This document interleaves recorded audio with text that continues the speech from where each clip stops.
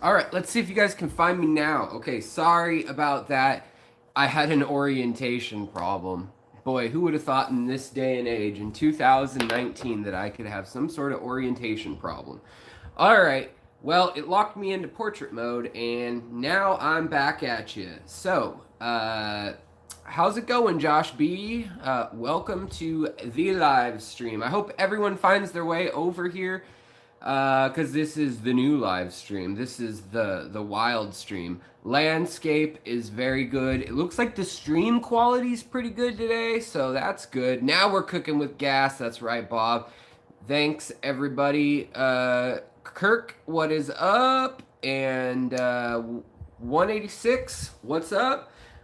Um, and Cindy, hello, my local fellow fishy friend. Reels Tanks, hello. All right, so everyone's filtering in, and this episode, I had a couple things to talk about. I had a couple things planned, but I didn't have like a hard, fast thing to do. Like, I missed you guys. I was tired of coming on and feeling obligated to say, oh, I've got this ready. You know, I've got a I'm slanging aquatic arts giveaways and stuff. So now that those are out to most people, there's still a few people I haven't heard back from. And if I don't hear back from them, there's a $50 gift card. There is a 25, and then there's two free shippings that are still I haven't heard from the people, and I'm giving them a week. And if I don't hear from them, I'll draw again next weekend. So that's what's up. Bob or Kaler's Aquatic, which you should check out his channel. He's always posting stuff, and it's always really interesting. He's got a lot of really cool fish. And Christy, thank you so much for saying you liked my last video. Oh, from viewing from Bangladesh. Well, welcome. That is awesome.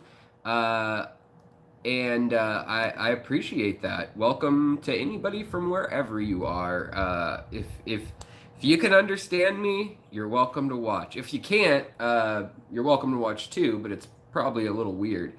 But in any case, Bangladesh happens to be home, and Myanmar happen to be home to some of my very favorite fish. Some of the cyprinids that I love the most, the little ones. And I think Bangladesh specifically outside of the capital and Angkor Wat, I think there's a lot to be discovered still as far as what Western science knows. I'm sure you folks in Bangladesh know what little fish live in your area, but yeah.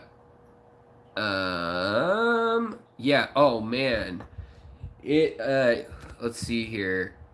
It was 109 where you were today. That is a bummer. And oh man, somebody just cracked a 30 long while cleaning their tank. That's also a bummer. I'm sorry, guys. Man, some people are having not the best luck. But, oh, Kevin. Kevin says, hello, love your crebensis video.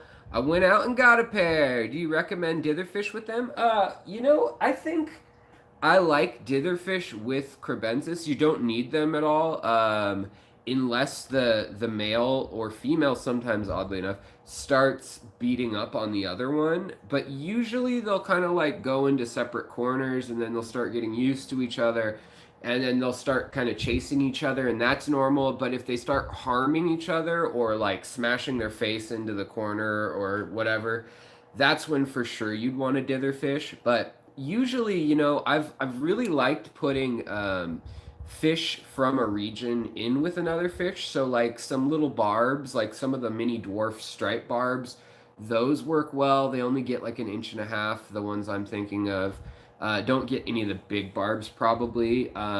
You don't want any fish in there that are going to eat their eggs, and even snails can be an issue that way. Although cribs will eat snails. Of certain types. Like they have a hard time stopping the little teeny ones for some reason, but the middle-sized ones, the ram's horns and stuff, they'll eat them when they try to get into their nest if they've got eggs. So yeah. So hello everybody. Wow, we've really got a lot of people in here coming through. So that's awesome. I think I think there's two interesting news stories I heard about today that I wanted to throw out there real quick. And one of them has to do with fugu or pufferfish. Tiger pufferfish is usually what they eat in Japan. It's the most, it's the rarest delicacy of the pufferfish, and you have to have a special license to cook it, cut it, sushi it, whatever you're gonna do with it. I don't know much about that process, honestly, so skip over that. I can't tell you anything about it. But there is something interesting going on that I read about, and that is, well, first of all, they're eating 10,000 tons of just that cut. So that can't be sustainable. They're catching them mostly in the wild. There are efforts to raise them in farms too. But the wild ones go at auction and are worth a lot more money. And they are catching them in the southern part of Japan and off the southern islands into and out all the way to like the Marianas Islands and stuff out in the Pacific, which is a bummer. I'm not a saltwater fish keeper, but Bangladesh, India, Myanmar, Africa, and even the Amazon all have puffer fish that I love. So that's kind of the purview I know of. But so that's the first part of the story, is that they are eating a ton of it, like more and more every year exponentially. There used to only be like 5 or 6 restaurants once upon a time that were allowed to serve it, and it was a very high end thing. Well, now there's a lot of restaurants that can do it, and there's a lot of people certified.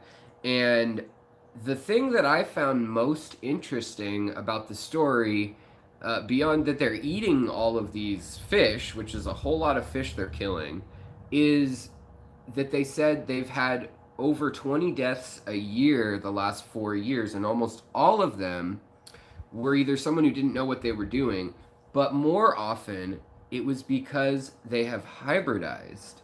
So they've actually decimated the population of puffers in a lot of areas, and those puffers have started hybridizing with other puffers like they never have before.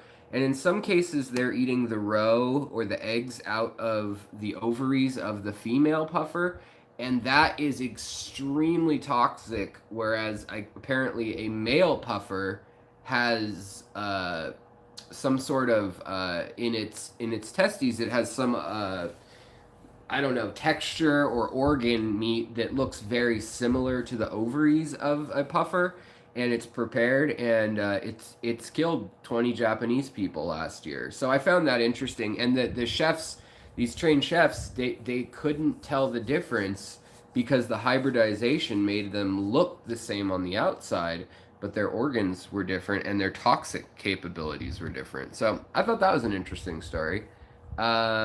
Would tiger barbs eat ram's horn snails? Yeah, they'll eat little ones. Barbs and loaches will eat most of what can fit in their mouth. The most deadly meal. Let's see here. Javed Kamal Jabi, out of living out in Cambodia. You're saying that normally you import most of your tropical fish from Thailand. I'm sure you do. That's where everyone seems to, because if, let's just face it, it's less effort to go catch a wild fish. I mean, it's less effort to have a inexpensive country like Indonesia, Malaysia, Papua New Guinea, Laos. Those countries can raise or Cambodia, honestly, can raise their fish in ponds outdoors. It's the right temperature, and if it can be raised in a pond, they'll raise it, and it's so much cheaper than going and catching it in the wild. Now, if they're bountiful like cardinal tetras or neon tetras in the wild, and labor is inexpensive, then it's totally worthwhile to go get them out of the wild. But if it's something hard to find, yeah, then I can see that. And Singapore is the other big place where fish are coming out of. It used to always be Singapore, Thailand, Japan, America, Czech Republic as big fish, the big five in fish. And now Indonesia, Malaysia, Vietnam, Thailand, and Laos all are really kind of coming up because it's the right temperature, and you can have a rice pond and keep fish and double some money in certain cases. Not with all fish or anything. You got to flood the. Okay, all right. But with guppies and bettas, there's an incredible amount of strains coming out of Thailand lately. That it's very interesting what a big industry it is there. That's where we get most of ours too. Only a fraction of our stuff comes out of Florida farms.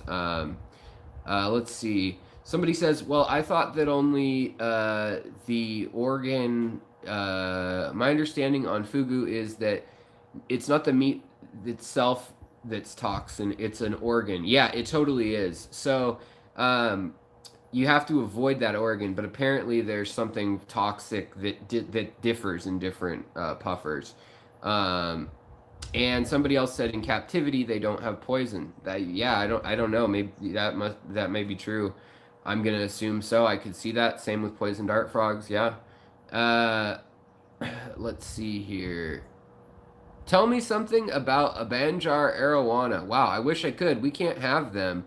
I wish we could have Arowanas. That is a big subject of a debate. We could have a whole friggin' uh, we could have a whole live cast on that, or a whole episode on that, the ethics of that.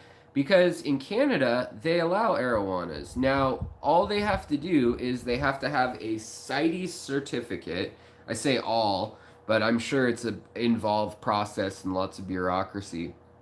But CITES is, we track endangered animals, animals that have gone extinct in the wild, they're threatened in the wild, their habitats disappearing fast, and the arowana was one of those creatures. However, now in captivity, there's probably more arowanas than there were in the wild by some estimates. There's a great book that I have sitting somewhere back there that's called The Dragon. What's it called? The Dragon Behind the Glass, I think. And it's about arowanas and the black market of world fish dealing and exotic animal dealing. But it's an interesting read, and I'd recommend it. It's a true story. It starts off with the murder that took place in Taiwan of a arowana. Kind of, he wasn't really doing it legally the way he should have. It turns out in the end.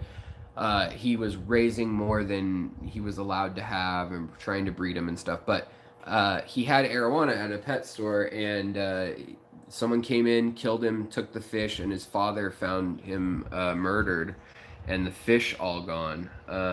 So yeah, it's an interesting book, and they track it down. But is there even demand for wild arowana? People want fancy colors. Yeah, you are totally correct. Cancer Train. That is wow. South Africa. Hello, Vinesh Pile. How's it going, buddy?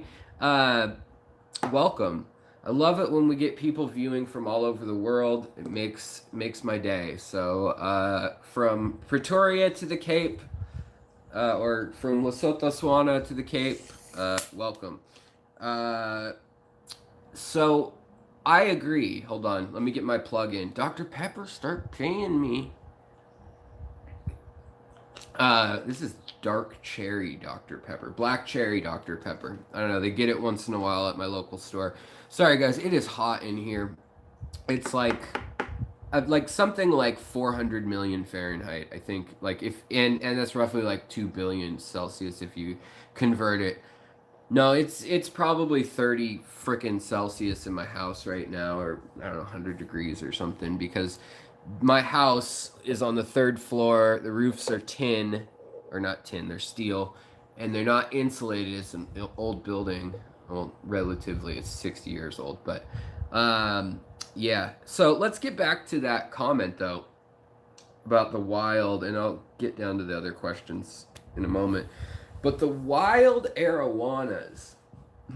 So I think wild arowana, I think there would be a lot of people that would be interested just because they're such a predatory, for lack of a better phrase, badass fish. They're like a shark, they're a really ferocious, strong fish, and I do know that the bright red ones with the gold and the platinum ones and all that kind of stuff. That definitely probably is most of what most people would want. But I think there is a big population. I mean, people in the U.S. are starting to keep alligator gars, and we've always kept things like Oscars. We're not keeping arapaimas really or anything. Oh, well, okay, some people are, or pacus or something. But I think pacus eat fruit and nuts anyways. But those are some interesting ones. Let's see here. Question for banded killiloach owners. 112 in Arizona. That is freaking hot. Let's see here. If anybody has time to answer a killiloach question, go ahead and shout it out there, buddy. And if I see it and it's something hey, Scott, what's up, man? Scottish Aquatics in the house. Scott was just featured on Aquarium Co-op channel, and they do a tour of his tanks. And Scott is a buddy of mine. We live in the same area, and I highly recommend you check out the video and Scott's channel. So if you're over there at Aquarium Co-op, look up that channel, man. And madams and everyone. It's his tanks are looking really good. I did a video where I went and visited him. I still have some footage left from that. Him and I, we were working on a little aquascape tank thing, just spur of the moment, just for fun on the weekends. And we ended up needing to break some big stone. And Scott's a madman. He just took this big old rock and was just like, boom, and like slammed it down, broke it, and then broke another piece. And we were like, safety last, and I never published it.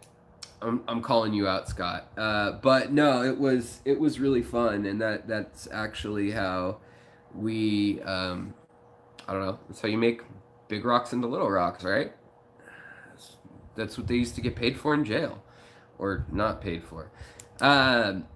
But yeah, check out Scottish Aquatics. I happen to be ethnically Scottish. His name is Scotty. I don't know what she prefers. I'm gonna say Scotty. But yeah, he was just on Aquarium Co-op. Nice filming. I think Corey went over there. Really good interview questions, and it's just really cool to see what Scott is up to over there at his house. It's about 45 minutes or an hour north of my house. My folks live up that way. But yeah, it's he's got a lot of planted tanks, and he's doing different stuff with them, and I need to do that. So I've been on a waiting list here for 4 months for a 90p from UNS. And the 90p is a 90 centimeter across or long, like the front 90 presentation. And I think it is, what is it, 30 tall? I think it's it's probably near the golden ratio range. But in any case, it's like 17 and a half inches by 17 and a half inches by 36 inches, I want to say.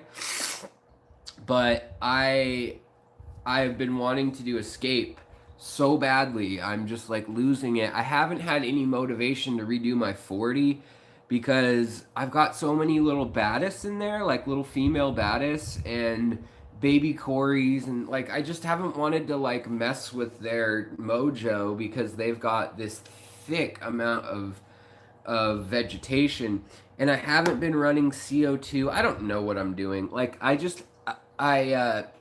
know that I'm going to be going out of town in the early fall, late summer, and it kind of pains me to keep my tanks in their most colorful, in the sense. That's probably a winter, spring, late fall kind of thing for the channel, because it just pains me to spend so many hours sometimes indoors when I could go out fishing or looking at streams out in the wild or collecting new plants in the wild or outside in my tubs or whatever. I've got some aquariums outside, so yeah. Let's see. Captain Savage Aquatics, what's up? For Fun RC, what's up? Okay, aquarium thoughts. Hello. Hello, everybody. Welcome to the chat on Sunday. Sunday Fun Day. Um, I mostly let my tanks go. Yeah, someone said that, and I agree. They I like to let, I mean, obviously right here there's probably too bad a glare, but this is all slow growing plants like boosts, and I definitely do just let my tanks go when I like to set them up so that I can let them go. And I like to have enough plants that I could literally just put double the fish load that there should be in there, put a little bit of extra filtration on it, and still do water changes like twice a week at the most. Like, that's kind of my ideal for summer. Now, in winter, when I get a little bit of cabin fever and it's rainy every day and stuff, I like to have a tank to four that are aquascaped. And oh, good, Patricia says she spent the $25 gift card from Aquatic Arts. I am so glad. I'm really happy that, you know, I want to thank them. I'm really happy that we were able to do that, to give away so many prizes this round. And all month long, I've been able to just kind of tap people in the comments and be like, hey, by the way, you get free shipping, or hey, here's a $25 gift card. And it kind of just made me feel like, what is that, like undercover boss or like secret millionaire or something.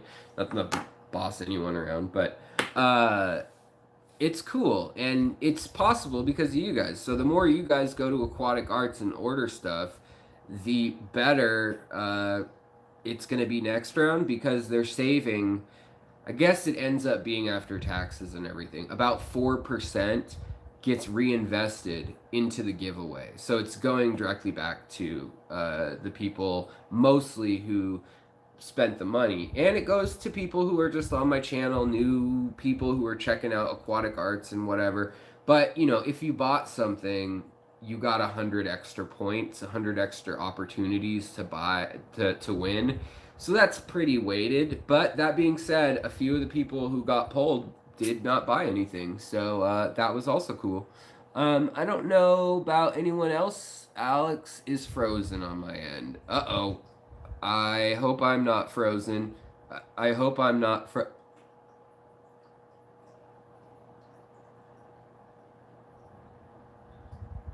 I'm just kidding. All right. Sorry. I don't know if I'm frozen or not. Okay, good. I'm still fine on my end. On your end. All of our ends. If we put our ends together. Oh, 20 orange neocaridina from Aquatic Arts. That's pretty cool. I don't have any orange neocaridinas right now. I used to have a bunch of the tangerine neos, and I had a really Riley version of it. I still don't know what I like seeing better. I think I like Riley better. But yeah, I really missed that strain. They got eaten by peacock gudgeons. If anybody was around the channel, I think Patricia was and Bob was, a few other people. But I had like a year and a half, or maybe almost 2 years. I had these gudgeons, and they jumped from one tank down into my shrimp tank. And it must have been the female who jumped, because the male then jumped. And in the morning, I found literally like no shrimp and just peacock gudgeons in the freaking tank, and like 50 babies gone, and I don't know, 10 adults gone.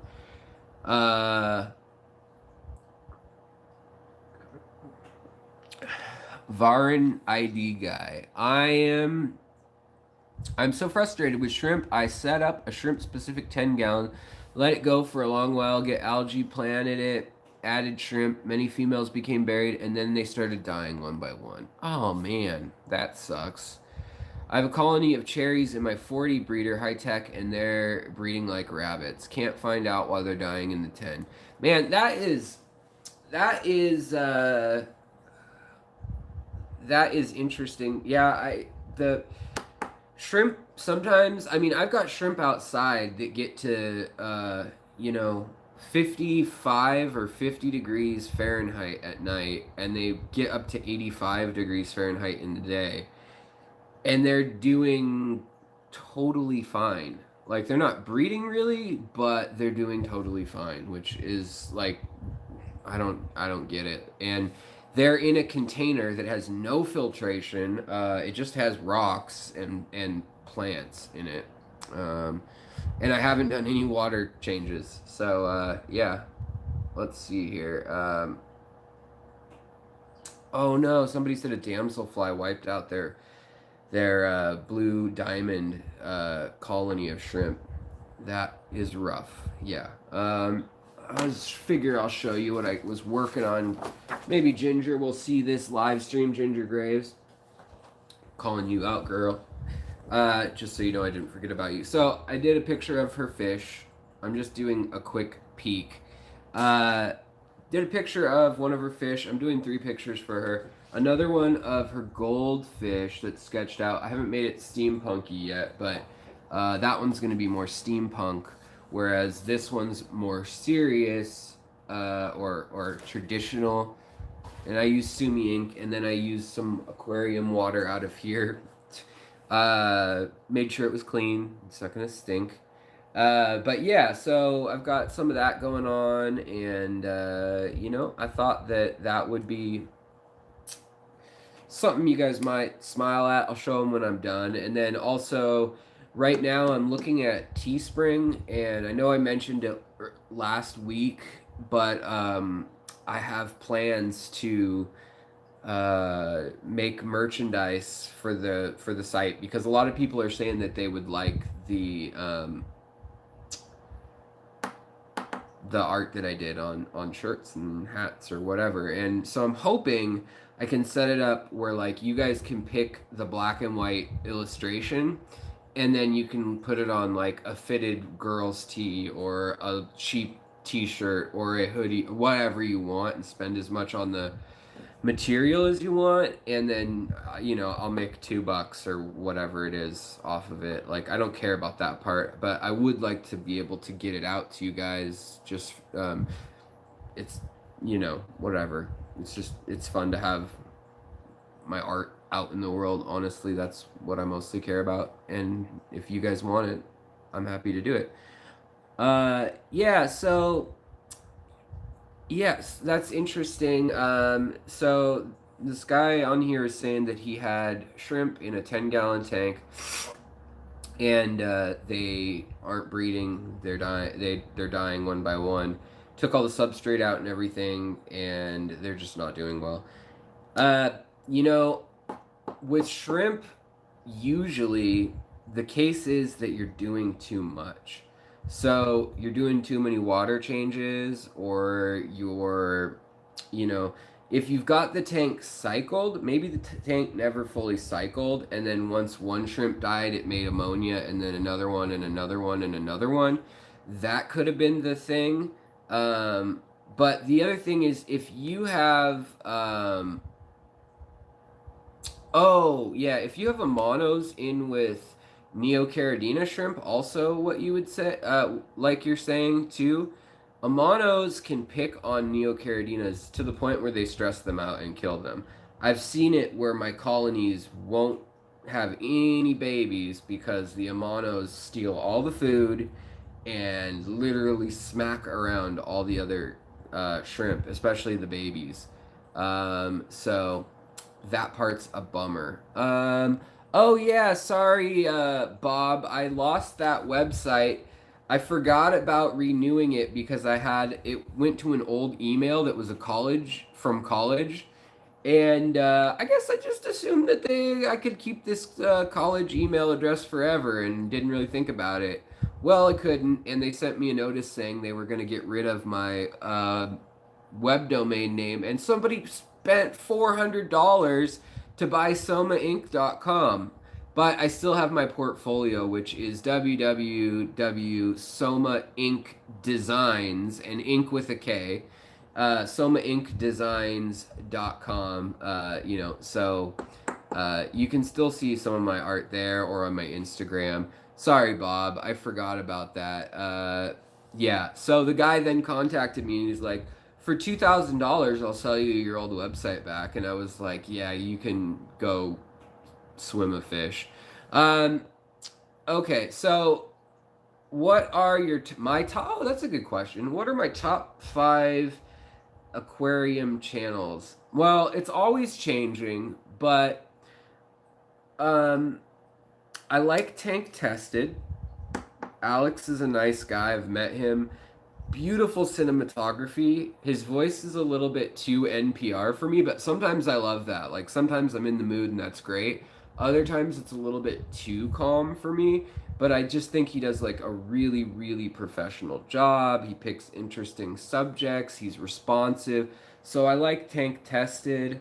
Um, I also like Rachel O'Leary when she's, at her feistiest. I enjoy that, she's been in, even if even if the episode isn't super entertaining, she's really good at answering questions from my experience. And she has always responded to me before I had a channel, and she's written books, and she's very, very well educated. She is so well known in the hobby and knows so much about the hobby that it's pretty cool that she still takes the time to have the channel and stuff. So I like her channel, so I'd probably be up there. Aquarium Co-op, I like what they have now, the money to go and do. And same with sometimes, I don't know, Joey from DIY Fish Keeper. I liked his channel a lot, and I guess I watch it once in a while. But there's something about the channel now that it's just he's been around for like what 12 years or something, and I think he's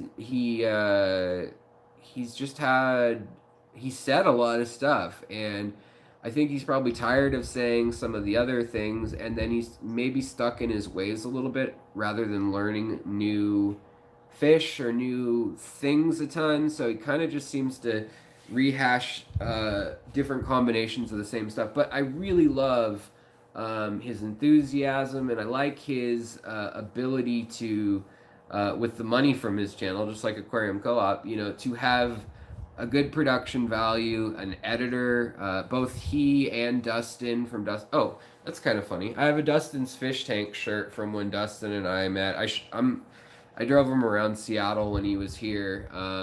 So I would say that Dustin definitely originally was one of my favorite channels. To be honest, I kind of click through and see a lot of different channels now. I like watching the smaller ones for personality and for innovative ideas and stuff, and then I'll watch the bigger ones for they're gonna feed 8 million bloodworms to their, I don't know, panda or whatever the heck it is that they bought this time. That is cool to see, I have to say. But and like I like some of the fishing channels too that are they're fishing, like they go out and they catch fish. It used to be Lucky Schmuck's fish channel, but then I like Dan's fish room. Obviously, I like watching Bob, Kaler Aquatics, like seeing what he's got going on. I like Twin City Guppies, and Tommy Two Tone. What's up? In any case, yeah. So I don't know. I think Oh, Cody, thanks for saying you like my videos from Florida. I still have some video from Florida, like quite a bit, and I should release it now. I put out a video yesterday. Yeah, yesterday. It seems like a million years ago now. Uh, and I really like the content I put in it. I really hate that my phone recorded it in like 720 quality and the light sucks and I couldn't tell on my screen because I didn't have the brightness up. And then the sound sucks because the mic wasn't plugged in all the way. Um, yeah, so that I might try to clean the audio up on and put like a slideshow up instead. I don't know. Because I really like that video I put up yesterday about how all of fish started. Well, okay, so there was an ancestor to fish that was like a reptilian fish thing that lived in the water. Then it came on land, some of them stayed in the water. Some of them got on land and then got back into fresh water. And then also some of them got trapped up, whether they went up a river or the continents formed an inland sea or whatever happened over time. They got trapped inland in a big lake or ocean, inland sea probably. And, kind of like if the Mediterranean, if like Africa and Spain closed it off, that kind of thing. Uh, and then the oceans had a period of acidification because of, well, they don't know for sure, but it could have been a bunch of volcanoes going off, like supermassive volcanoes, causing sulfur in the air, or it could have been a comet or a meteor impact. But there was a ginormous die-off event, bigger, way bigger than the dinosaurs, like I think 500 million years ago. Yeah, and it's after that that fish really start to explode after that, after they came back from that. There's been what, six, this is the sixth great extinction now, and thanks to humans, we're killing stuff. What's the thing with channels changing their name? I don't know. Let's see here. Hold on. Let's see here. Yeah, I really love Dustin's channel on how he did talk about plants too. That was something that yeah. And somebody else says Joey doesn't seem to have a purpose. I don't want to like, oh, Waterbox. That, speaking of channels, I like Waterbox's channel. What's up, buddy? How's it going? Chung, how's it going, man? I like his channel. He's been somebody who, him and I kind of launched at the same time, and then he just like went right up ahead, past me and subs and everything. He deserves it, man. He puts the time in, and does a great job editing and, learning. Bob, thank you so much. I appreciate that super chat. I really do. My moderator just gave me a super chat, so it's touching my heart. Also, I have who's messaging me but Dean. Oh, so Dean, the as he's known on Master Fish Breeder, as he's known on the Aquarium co-op channel. I think he's also called that. I mean, he's a Master Fish Breeder in the club. Which is funny because I'm a master fish breeder technically. I also got grandmaster fish breeder, horticulturalist, or whatever. From you submit points and over time go up the levels from novice to advanced to expert. It's just funny that like I can get anywhere near him. He's got 50 years of experience and a whole room dedicated and organized to fish keeping. But he just messaged me and he's offering to sell me CW 123s. So he's got some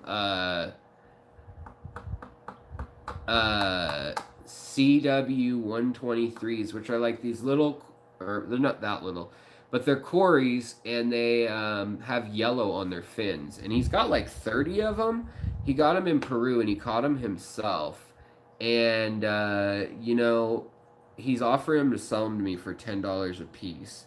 Because I've been begging him for the things for 2 years now. But he's had them in a tank for 2 years, and none of them have bred. So I don't know. I really want them though. They're really pretty. I'll probably kill them though the second I get them compared to 2 years in Dean's tanks. Yeah. Uh, let's see here. Tetra Keeper, what is up?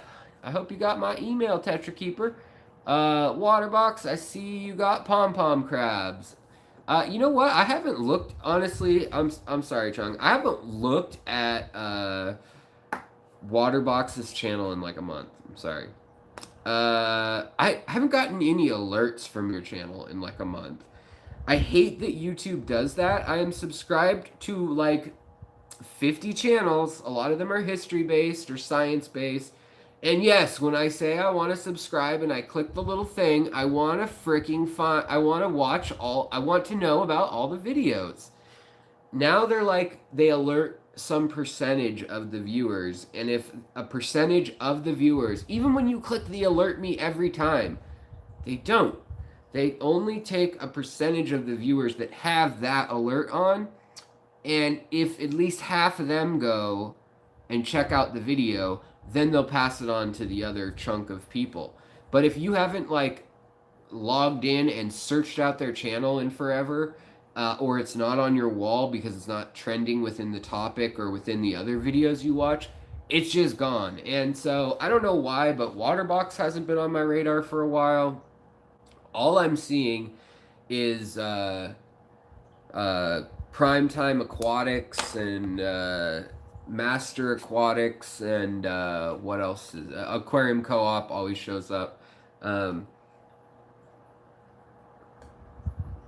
Joey shows up, but I haven't seen Rachel O'Leary's. I was just talking to her and she's going to do an interview with me. Her and I are going to talk about, because I'm a little younger than her, like 5 years maybe, and I'm gonna talk to her basically because I want to get her. Oh, and obviously Lucas. Lucas Brett's probably one of my favorite people in the hobby. He is one of my favorite people in the hobby. Been very kind to me. He's taught me a lot. I love his trust no one and question everything attitude. I totally agree. Some things he and I may not completely agree on as far as that goes, but definitely I love the feistiness and just the like, I'm gonna try it out, we'll see what happens, of his incredible house and incredible girlfriend, wife, girlfriend I guess, but pom-pom crabs, huh? Everybody's talking about pom-pom crabs. Maybe I should get some pom-pom crabs. Maybe I've never had them, so please try and breed some Amano shrimp. Well, I'm not setting up a brackish tank and then like making a tube that goes to the freshwater tank one way. It's just too much work. But I do know that one person actually did. One person. I'm sure lots of people have, but I do know of one person that I found a video who bred Amano shrimp, and they're larval, so they lay eggs. They turn in these little things that don't look like shrimp that are microscopic. And then they get washed out to sea, or they swim out to sea from the estuaries and rivers they live in. And then as they become shrimp, they swim back, and then they turn into another little caterpillar, caddisfly thing, and then they pop out and they're shrimp. That's called second order shrimp, or first order shrimp, and second order shrimp are the ones who actually have an egg that's a little teeny baby of itself, like a Neocaridina. So I like the Neocaridina style because it just pops out little versions of itself. It's like one of those Play-Doh things where you just stamp it and about 50 pop out, that all little Play-Doh things. You're thinking up, you're going to do a species only for pom-pom crabs, huh? All right. Wow, okay. Bob says, Eric sold some CW 123s on Aquabid for $60 per 2 weeks ago. All right then, I will take Dean up on that offer. I think I'll buy all 20 whatever of his. That's just funny. He's messaging me right now, and I don't know. Probably might have even made a ding. Yeah. So definitely. Hey, Helcio, how's it going? How's Miami, my friend? How you doing, buddy? So yeah, I don't know. That was yeah, I do, man. Okay, so I want maybe I'll get. I was supposed to get a 90p at cost. That's the secret. I was gonna get a 90p at cost. Yeah, CW 123 is a Cory fish. And I have a lot of Corys already. I've got 8 species of Corys currently. Uh, I just have so many other stinking fish hanging out in my tanks that you can't tell, like, there's fish everywhere. Right now, I have 3 pairs of cribs now that have gone off and mated within a week. These things were babies that didn't even have color, and then they all just decided to go through puberty at the same time. It's like I have triplets. It's like that. What's that show that was on that channel that sucks now? The loser channel. What's TLC or whatever. The Learning Channel. Uh, Kate, Nate, and I don't know. Every time I go over to my mom's house, she's watching that. My wife, luckily, doesn't watch it. I'm not judging you if you guys do. Everyone's got their guilty pleasure. I like to watch webcams at aquariums or like eagle webcams in national parks. That's kind of a fun one. But yeah, the other thing I was gonna talk to y'all about tonight, when I came on here with no particular place to go, was I don't know. A lot of people have been saying that they'd like to have a podcast version of some of my stuff, so I was thinking about selectively starting to do a secondary audio channel, like record an audio track of everything I do in life all the time. No. And then just throwing it up somewhere. I don't know if it's that easy. I should probably learn something about podcasting before I freaking talk at all. Uh, oh, yeah. Are you talking about Tucano tetras or toucan tetras? Because if it's a toucan tetra, I have it.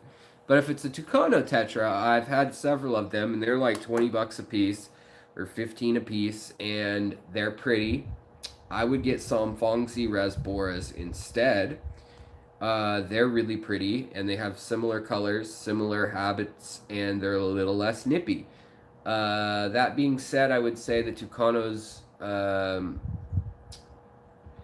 more solitary. They're, I don't know, I've never had a huge number. Maybe in a huge number they school, but they're expensive because I think they don't hang out in huge numbers also. So, if that's what you were asking about, that's all I know about it. So sorry if you meant something else. The other thing I was going to say though is when I got on here was that I was reading the news and I was reading a French newspaper because I have this sick and twisted fantasy that I'm going to move to France or one of its ex territories. I don't know. Yeah, okay. I love America.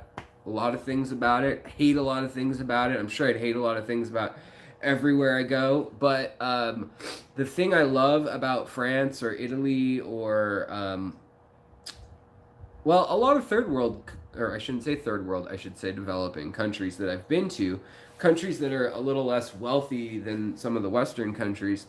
I like the sincerity of what you are doing, like the purpose. So like when I go to a small village or something in a not so well to do part of the world, or when I have in the past, I can be sketching or drawing, and they assume that I'm an artist. That's what I do. If I'm drawing in Seattle, people are like, "Get out of my goddamn way," Like it's not really, not everybody, but it's not. They don't take that seriously. They don't take the arts or hospitality, humanity as seriously. That's not true with all people, of course. You got Midwest hospitality, but Seattle is known to be kind of a cold city socially. I would say it's not because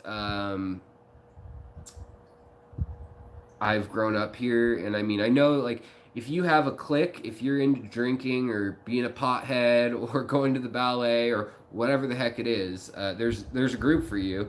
Model trains, fish.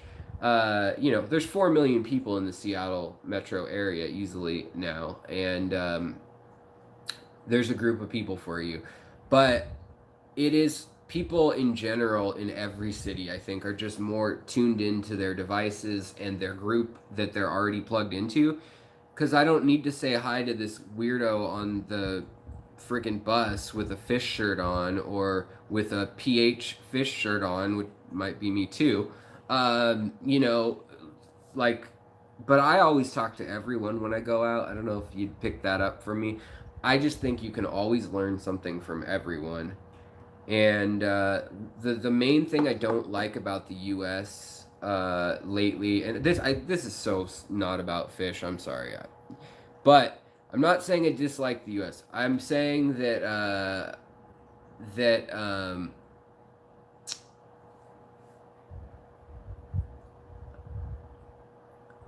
let's see here. Cancer Train says, I'm in the Midwest and I would classify the average person as hostile. Blake's Aquatics, what's up? Yeah, so in any case, I think things are very polarized. Yeah, that's one thing I don't like about the US right now.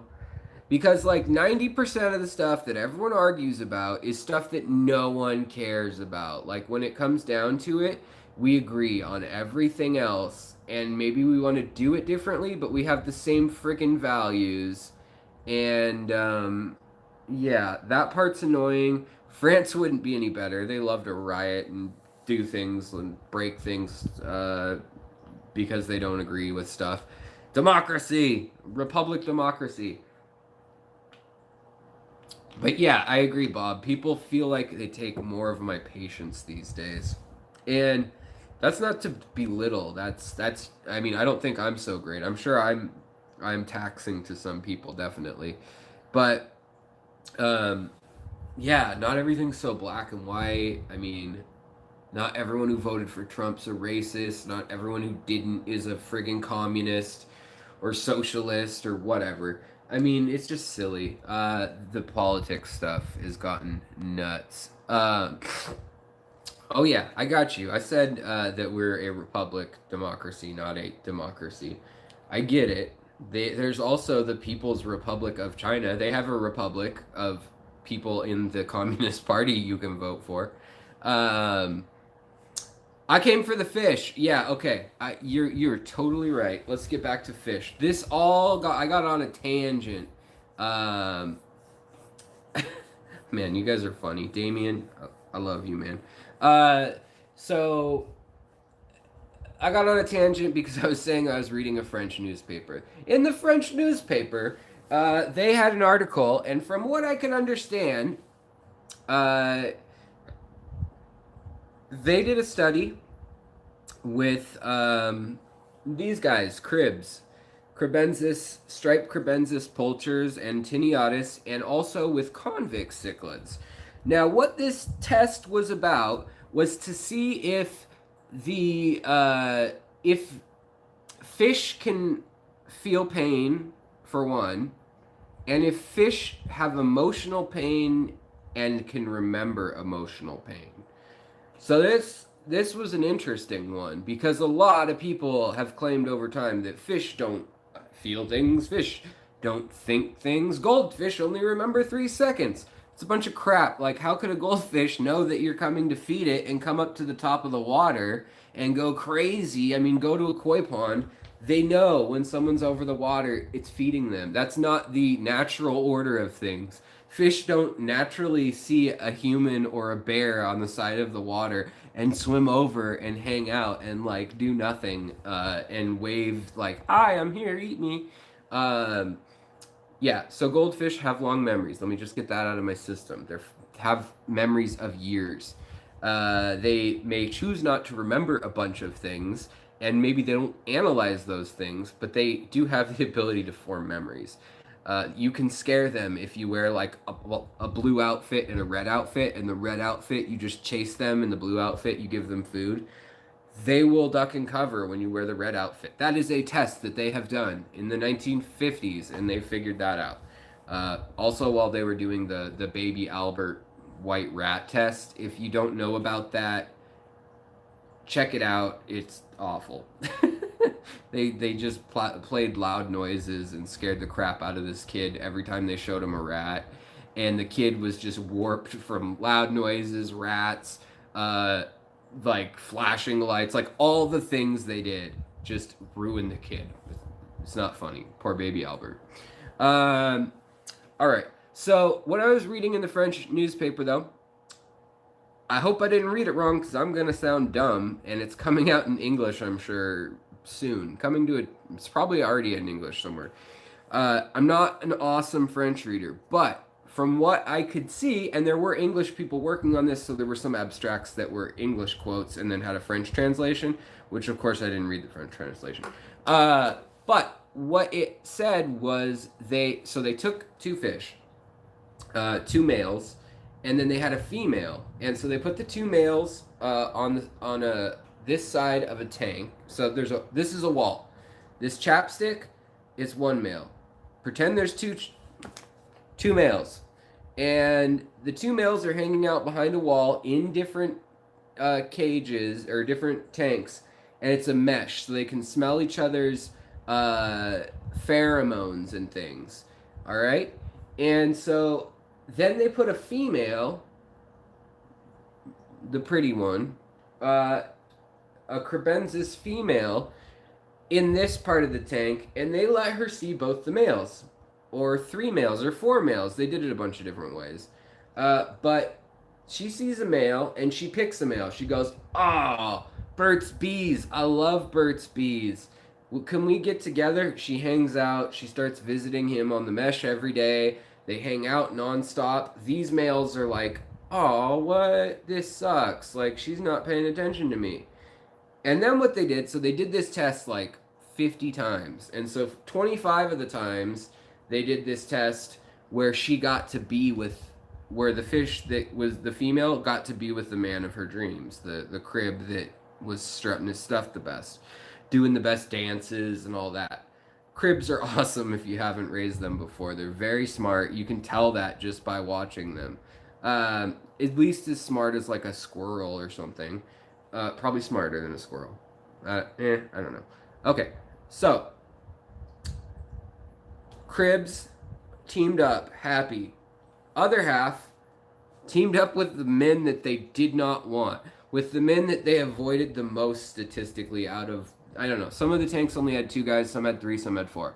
And so what they did then is, okay, so that's the first part. Then they let them pair up, have babies, have a life, and they did this with convict cichlids.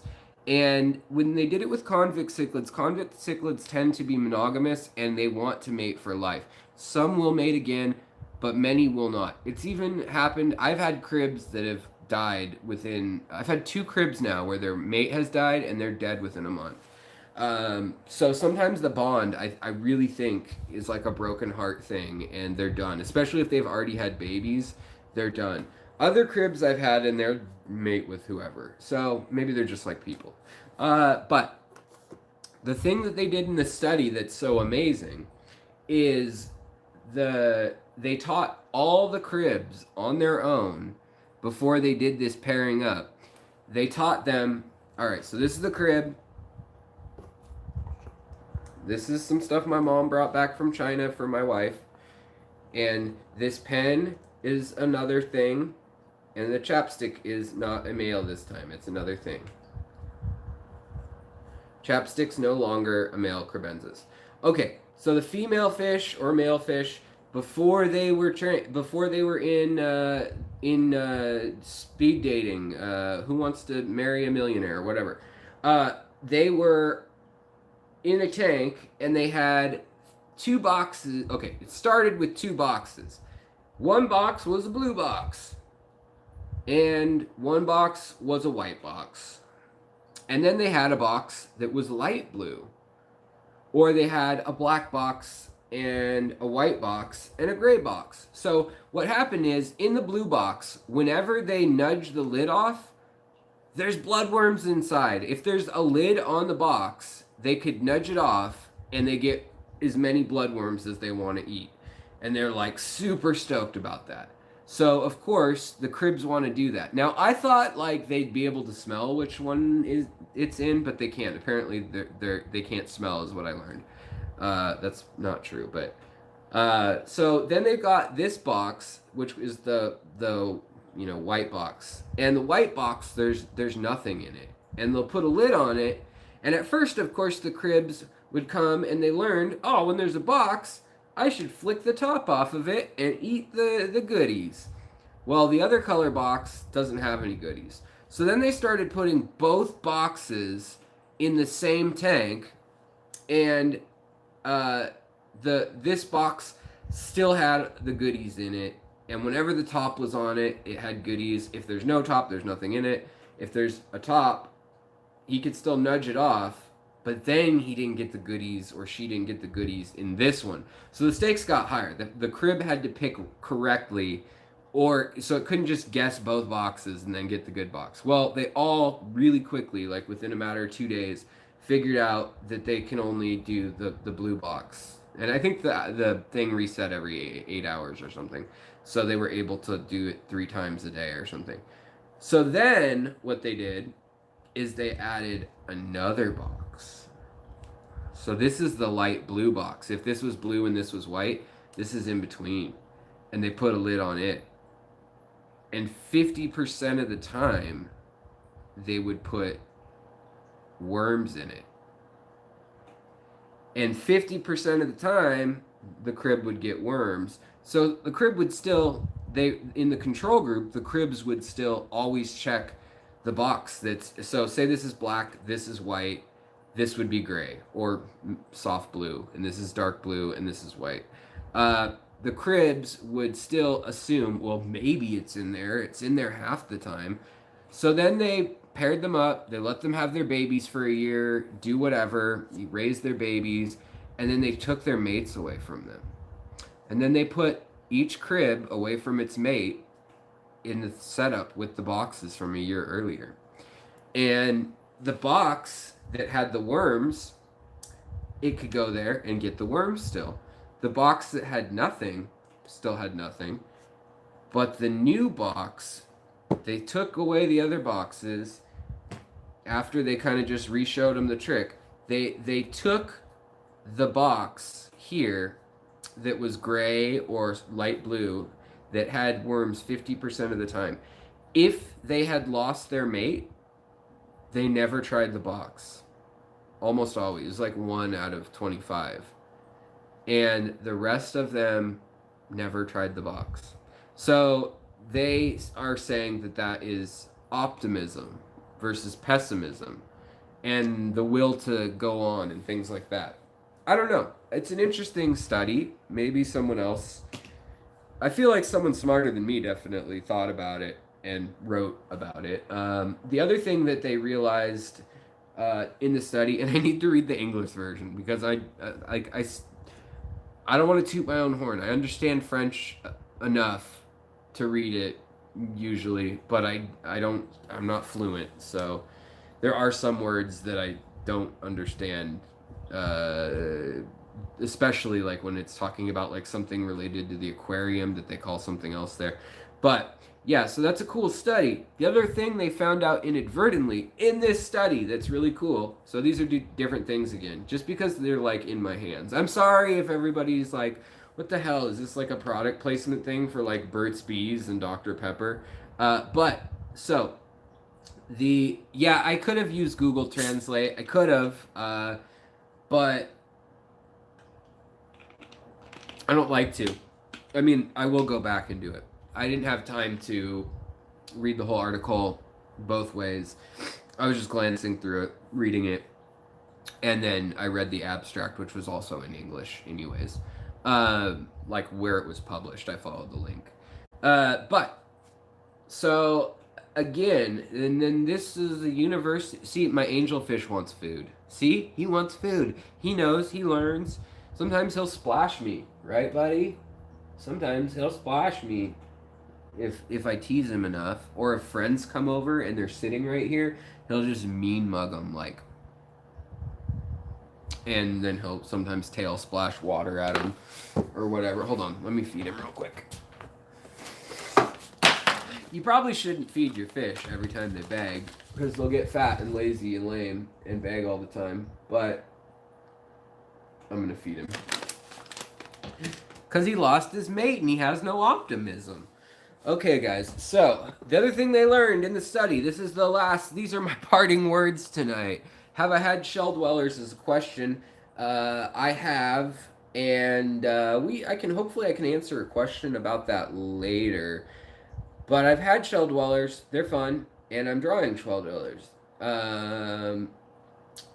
So, yes, I know French. So, here we go. This is the male and the female. Well, they used glass at first, and they had test subject numbers written on the chests of the fish, like little, I don't know, pendants or stickers. And the fish, when it was glass here in front of the male and female, they could care less about the female or male on the other side. They didn't pair up. They had to switch it out as a mesh. So one, they could smell or sense or whatever it is they do, pheromones or clicking in their inner ear. Who knows? I don't know how cribs do their thing. I know a lot of it is sight because they turn colors and they dance. But so when they did this and it was glass, the little indicator numbers that the cribs were wearing, all the cribs did, both of them, was scrape against the glass and try to get their numbers off because they knew there was something on them. And that blew the researchers' minds so much more than their experiment, because they're like, that's self-awareness. It knows that's its reflection in the mirror. And the interesting thing about that is that has been a test for like monkeys and apes and dolphins and, things that we think are really smart. We say, well, they're not self-aware, certain things. Like, oh, it's smart, but it's not self-aware.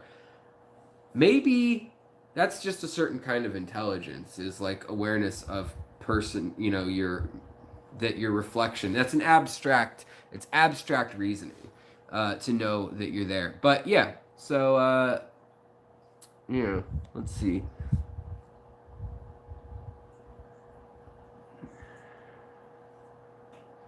Yeah, so I thought that was interesting. How's everybody doing? Okay. Oui, parlez français. Je m'appelle Alex. Okay, guys. Well, I think I'm gonna hit the old dusty trail, and yeah, for sure. Kaler's Aquatics, puffers definitely blow a lot of sand around and stuff, and they do a lot of interesting things. So do cichlids. I'm gonna do a oh. Yeah, no problem, Patricia, for the gift card. I'm happy to do it. I wish I could give everyone a gift card. I love all of you. But basically, I want to do another video soon on cichlids. So, like, what makes a cichlid a cichlid? Here's a hint. Okay. All right. Thank you so much to Bob, the moderator, the what do you call it? Super chatter, and to all of you, you wonderful people. Thank you for joining me.